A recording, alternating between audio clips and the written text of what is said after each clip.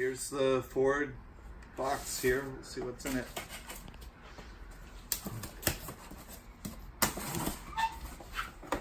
Oh. Nice.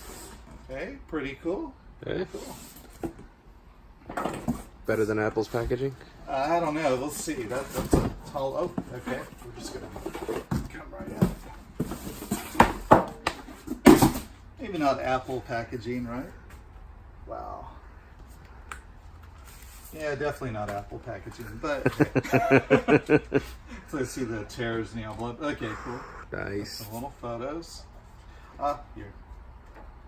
Dear Shelby owner. Yay. Oh, it's not even personalized. No, Come on now. Not at all. Oh, they do have your VIN number on here. That's cool. Sweet. When it comes in, I guess that's what you're supposed to. It's got Show little off. dog ears. Like, yeah, I'll show off my VIN number. Okay. Bunch of marketing stuff. We'll put that back up. Ooh, this is a little fancier. This is a little book. Nice.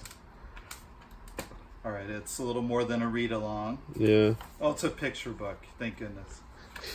Some for the coffee table. Right.